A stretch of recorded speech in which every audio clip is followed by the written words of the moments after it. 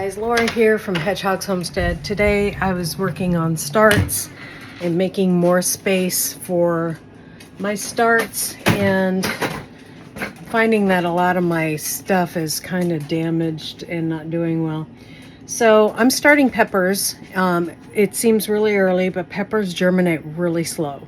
So we are starting our peppers now. Last year I had really tiny peppers and they didn't make it and they didn't do well. So I'm starting a whole lot of peppers and I'll show you. I've got onions started, cauliflower, broccoli, cauliflower in bigger pots.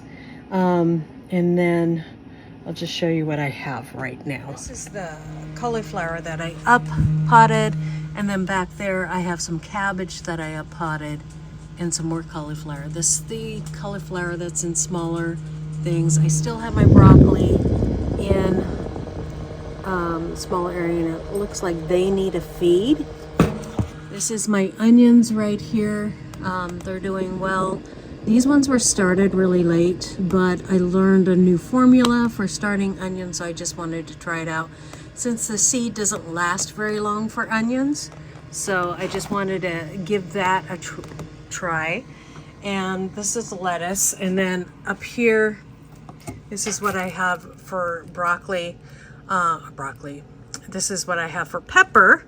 I have bells, and then tam jalapeno peppers. We have a bunch of those because I want to make some more cowboy candy. And then we have cayenne peppers, and then back there we also have some just more bells, and then lemon bells, and then we have big Jim peppers back there. I have them on a heating pad. They really need the warmth to germinate. They are going to take 7 to 10 days or more to germinate, so that's why we're starting them now. And then you got, the growth of them takes, quite a while before you have to put them in the ground. So that's why we got started. This is how I'm going to plant my lettuce. So we can do a cut and come again lettuce. This is romaine. I could, switch them out and put them in the ground individually. I might do that for some of them, but I don't have a lot of bigger containers like this that are a little bit on the bigger side. So like this size right here. So I just multi-sowed since I had so many seeds, and we'll see how this all goes. Those are the onions. I started at the beginning of the year where the soil was just too hard, so I'm probably going to dump these, since they really like a really soft, fluffy soil to be planted in from starts even. So the fluffier the better. And what I used, I'll show you. I used Jiffy Organic for starting soil. I don't usually use starting soil, and I've never had luck with onions, but this is maybe why, because I wasn't using starting soil. That's nice and fluffy. So that's what I use for that. I'm waiting on the rest of those to maybe start those, get some potting soil is what I need to get. Some good potting soil, some organic potting soil to up pot the rest of the broccoli and stuff. Need to give them a good feed. Everything needs a good feed. The onions are going to get a feed. They're bent over, and once they go up like this is when you want to give them the first feed of a really good balanced nitro-driven feed. And what I give them, I'll show you.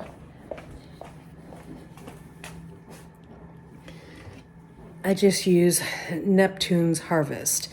So that's what I'm using to feed all my starts.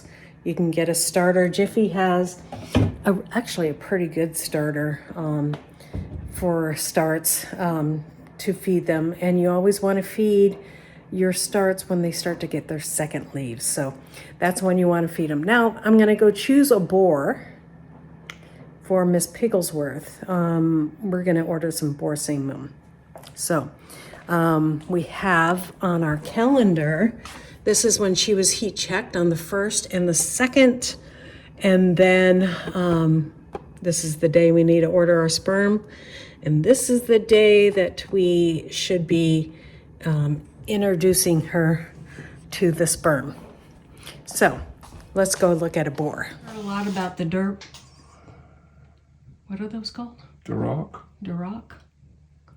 What have you heard about the Duroc? They're supposed to be really good. As far as the meat?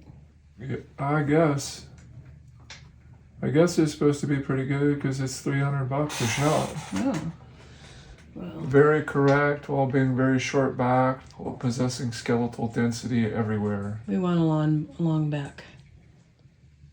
Is that supposed to be good? Yeah. He's an outlier, they say. What's an outlier? Outside of what is a standard. Oh. Hence the term outlier. It doesn't lie inside, it lies outside. This is... Well, they don't tell us from that, except looking at every single one. Yeah, I know.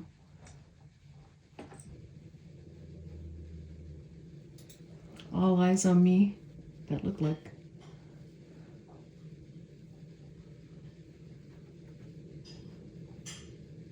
Oh, he's $200.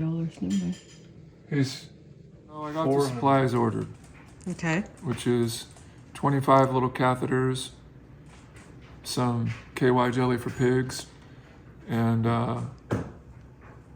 some hog mate spray. Okay. So when she goes into standing heat,